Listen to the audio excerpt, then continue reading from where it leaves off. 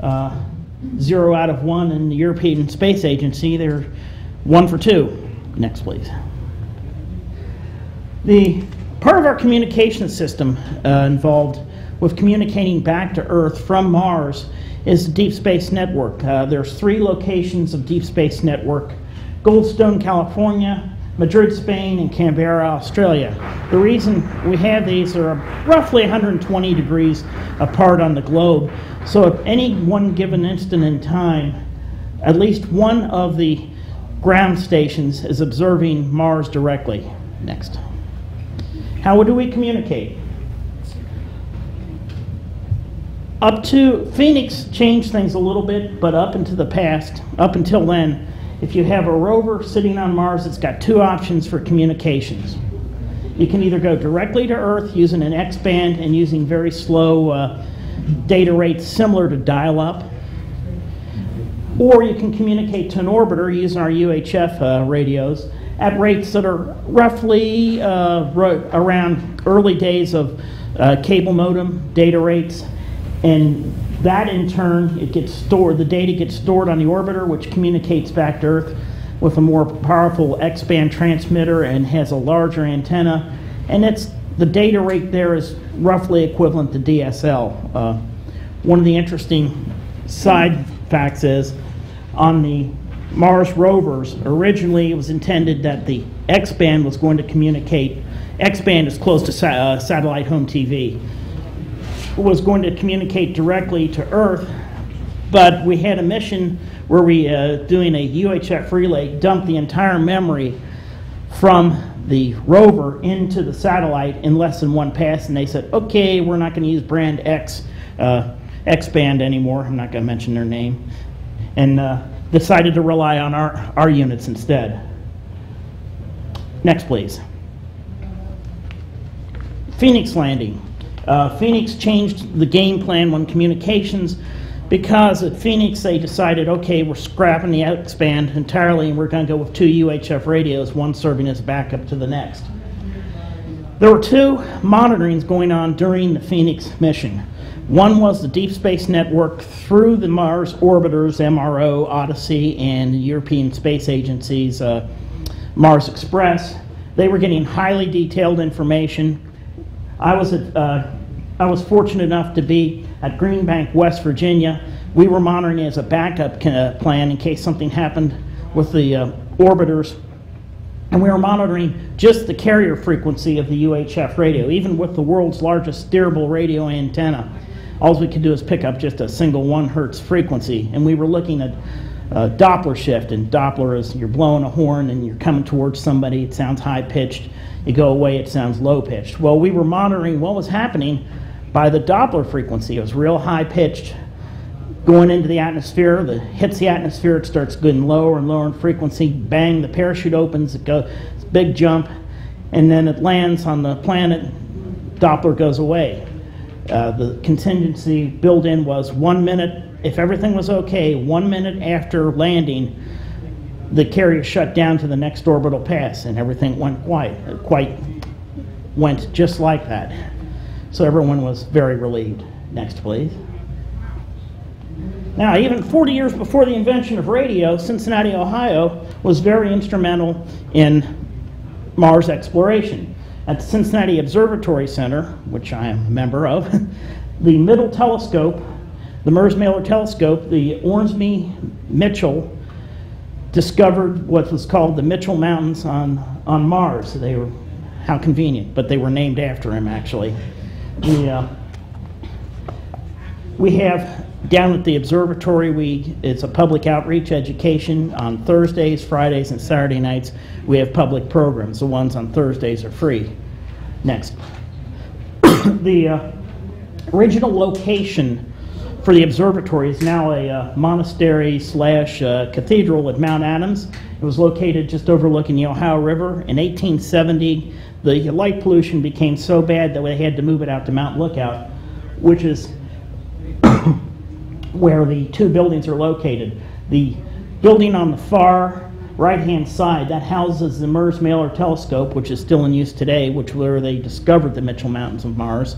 And we have over there, the Herget building, which is the new telescope, which we acquired in 1904. Next. Now on to our stuff. In roughly 98, we got involved in the Mars missions with the Mars 1998 orbiter, the Mars MT, my name, it's escaped, Mars Global Surveyor. That was our 502 radio. It transmitted on one channel, received on another channel. It was actually utilized when they did the Pathfinder missions.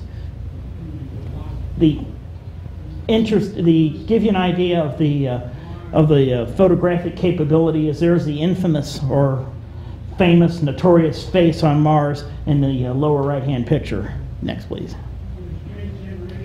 We come to Mars 2001. It is basically the 502 radio with improvements in the software. The capability as far as transmit power and receive power are about the same, but they installed some international protocols inside the digital electronics, which allowed communication with spacecraft from other nations. It carried an infrared camera. The picture you see on the far right is an infrared picture taken of a geographical event on Mars. Next. We come up to now Spirit and Opportunity in 2003. This was the same radio that exists upon the Odyssey orbiter, but it is the channels are reversed. It receives on the same channel that the Odyssey transmits, and the Odyssey receives on the channel that the lander transmits. Next. Now, pardon me while I get my far-sighted glasses on. What we're seeing here are instruments carried on the on the landers or on the rovers. The mini-TESS is utilized to pick out interesting rock formations that require a closer look. The Moss-Bauer in the center spectrometer, it uses gamma ray particles emitted from cobalt-57 to indicate iron compounds or iron alloys, and the Apex analyzes other minerals by using curium-224 that emits X-ray radiations and helium nuclei to analyze what the compound is there. It's more of a universal. The Moss-Bauer's aimed at iron. The alpha particle spectrometer is for other materials. Next, please. A Mars Reconnaissance Orbiter, we took a little bit of a leap, and it is the most versatile radio that we've got on Mars to date. It can do everything that the other radios I've mentioned do, and more so. This can go, there's a group of frequencies it can operate at instead of just one. It can shift anywhere inside that frequency band. It can either receive or it can transmit, and that's what's called a full duplex mode, where it's transmitting and listening at the same time, transmitting on one frequency and listening on another, just like your cell phone does. Or you can flip it into what's called half duplex, where it takes up the entire band if necessary and transmits large amounts of data on that single band, or it can, and then it would receive large amounts. You trade off lots of bandwidth for slower communications back and forth. But the versatility of this radio, well, part of it was the electronics, which some of it was modifications of the previous radios, and some of it was brand new designs. And Jet Propulsion Laboratory designed a better version of the digital electronics, which controlled everything and it was more versatile. Next, please. This is what has, to me, being an amateur astronomer, is the most interesting part of the MRO. It's called the High Rise. It's a big telescope with a very good CCD imagers on it. It's the largest, which this is part of what made the MRO the largest vehicle sent in orbit around Mars. The resolution is close to 1 meter from close to 220 miles in space. Next. To give you an idea of just how good the cameras are, this picture was taken from Mars orbit 88 million miles from Earth. You can see the Earth and the Moon. That's how good the imagers are in there. There's about 12 CCD imagers in there. Most of them have red filters, but 2 of the imagers also have blue and green filters. So you combine the red and the blue and the green filters, send the information back to Earth. We do computer processing here, and voila, you've got color pictures. Now we get to Phoenix. Phoenix was a lander that was made out of spare parts from the failed 1999 South Polar lander, and only this one went to the North Pole. They had picked up the spare parts, assembled it together. There were some modifications that were done to Phoenix to prevent any mishaps like we suspect might have happened with the 1999 lander, and then sent it out in 2008 and landed it in Labor Day on 2008, excuse me, Memorial Day 2008, May, which is, to me, it's been one of the more exciting missions I've been on because I was there for the landing at Green Bank. Next, please. Future. The future involves the Mars Science Laboratory known as Curiosity.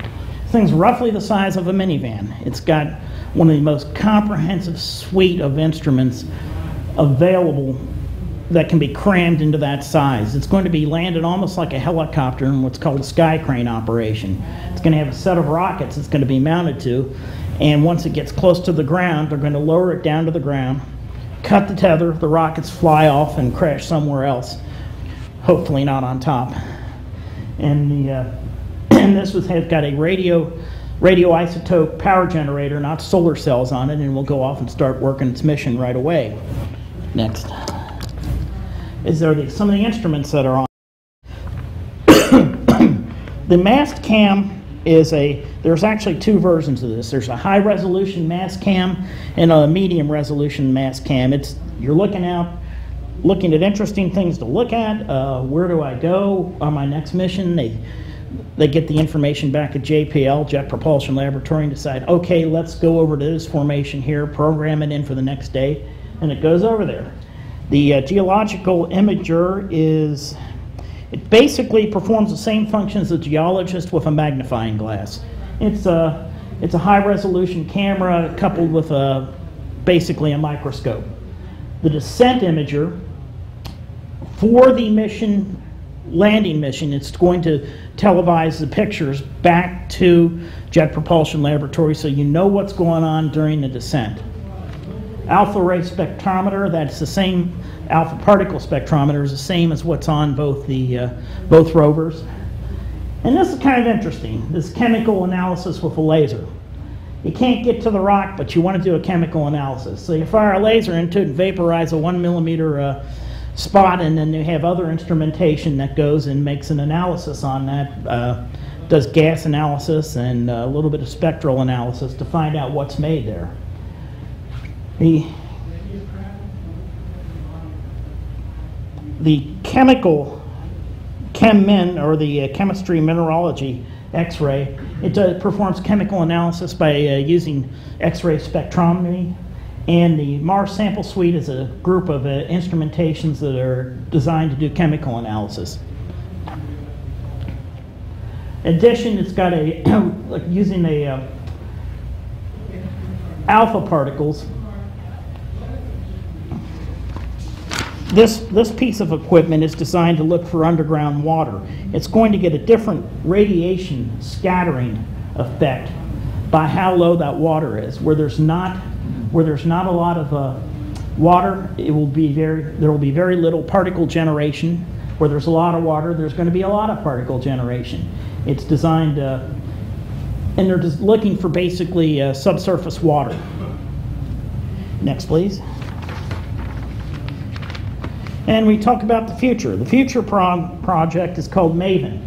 It's a composite. The instrumentation is kind of a composite of the Odyssey, of what was going to be called the Mars Technology Orbiter, but it got changed to, that was the MTO, or actually Mars Telecommunications Orbiter, and it's got instrumentation on it very similar to the Mars Reconnaissance Orbiter.